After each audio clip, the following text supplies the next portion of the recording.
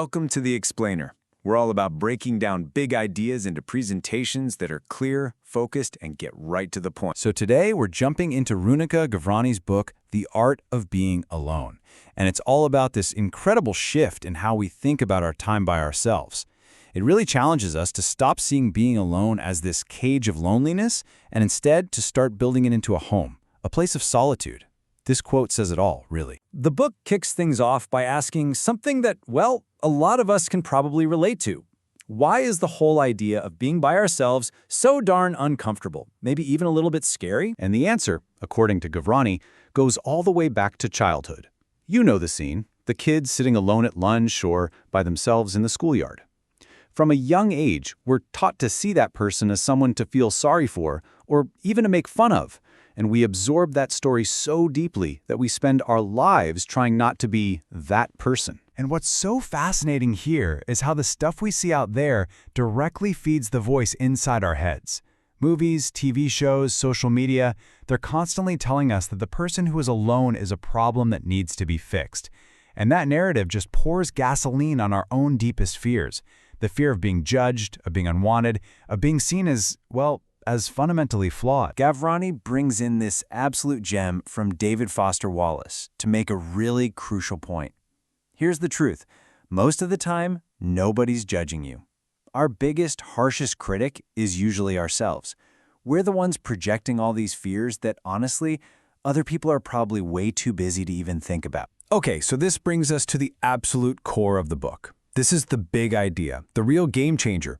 It's a distinction that can completely flip your entire perspective on what it means to be by yourself. So let's unpack this because it's a huge deal.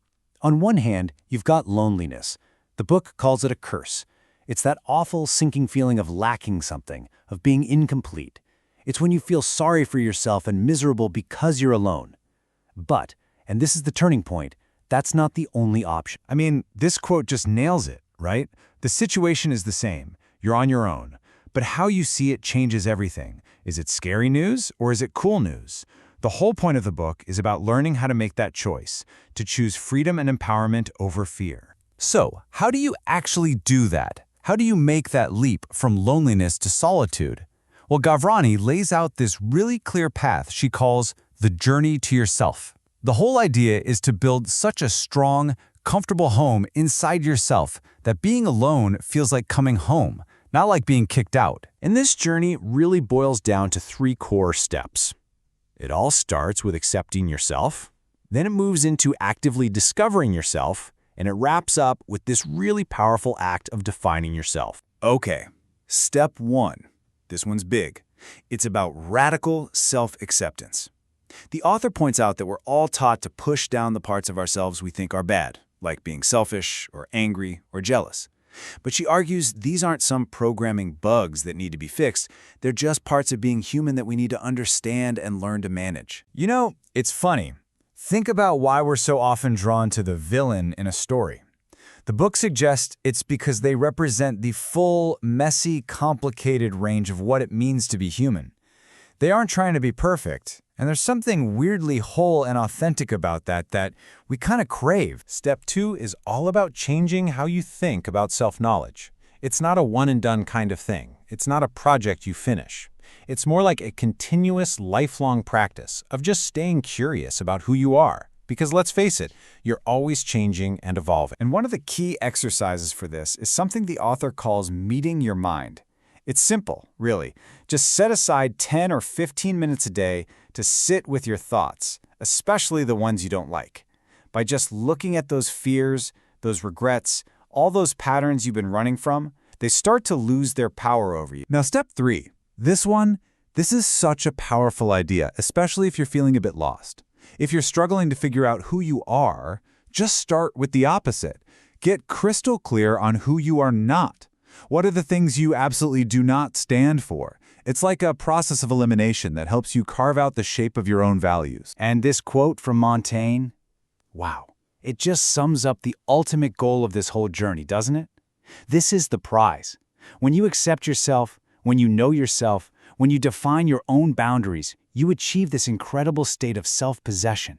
You finally learn how to belong to yourself. All right, so let's pull all these threads together. The final section of the book is all about how to turn solitude from just a state of being into your own personal supercharged growth period. So Gavroni lays out 3 really practical things you can do. First, use your alone time to digest and reflect, to actually filter out all the noise of modern life. Second, master what she calls the art of getting bored, which is where creativity really sparks. And third, focus on building a life that is so rich and fulfilling on its own that hanging out with other people becomes a wonderful bonus, not a desperate need. Now, to make all this growth real, to move it from just a nice idea into actual practice, the book gives us this super simple but really potent 3-step action plan. Step 1 is all about focus. Because let's be real, trying to change everything at once, that's just a recipe for disaster, right?